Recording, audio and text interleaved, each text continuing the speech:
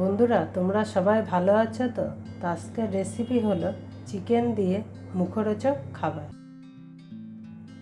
Chicken দিয়ে মুখরোচক খাবার তৈরি করার জন্য যে উপকরণ নিয়েছি: 150 গ্রাম চিকেন কিমা, পালং শাক কুচানো 100 গ্রাম, ধনেপাতা কুচানো 5 গ্রাম, 6টা লঙ্কা কুচানো, মুসুরির ডাল 50 গ্রাম পেস্ট করে নিয়েছি, আদা 3 গ্রাম, রসুন 5 কোয়া কুচি করে নিয়েছি, সাদা তেল 100 গ্রাম, নুন, চালের গুঁড়ো, হলুদ গুঁড়ো, গরম মশলার গুঁড়ো। চিকেনটাকে ভালো করে এবার মেখে নেব সব জিনিস দিয়ে। চিকেন কিমা এর মধ্যে দিয়ে দেবো পেস্ট করা মুসুরির ডাল,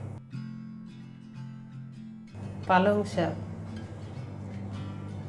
ধনেপাতা, কাঁচা লঙ্কা কুচানো, ঝালটা আপনাদের পছন্দ মতো দিয়ে নেবেন, আদা, রসুন, চালের গুঁড়ো 2 চামচ, নুন 1/2 চামচ, হলুদ সামান্য, আর দিয়ে দেবো গরম মশলার গুঁড়ো। এবার ভালো করে মেখে নেব।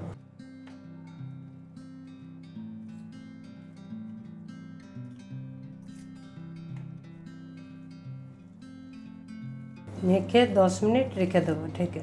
মাখা হয়ে গেছে, কড়াই গরম হয়ে গেছে, এবার সাদা তেল দিয়ে দেবো।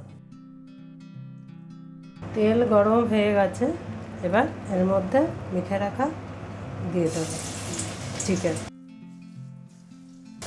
এরকম ছোট ছোট করে দেবে, তাহলে খেতে ভালো লাগবে।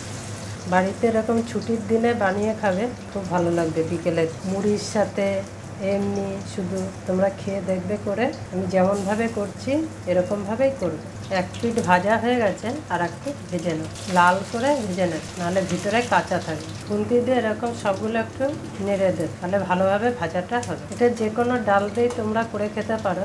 ভাজা হয়ে গেছে, এবার নামিয়ে নাও। এরকমভাবে তোমরা লাল করে ভেজে নেবে। যারা তোমরা শক্ত বড়া পছন্দ করে, এগুলো বড়া পছন্দ করো, তারা একটু চালের গুঁড়ো দিও। আর যারা পছন্দ করো না, তারা বেসন দিয়েও খেতে পারো। চালের গুঁড়োর বাকিগুলো ভেজে নেবো।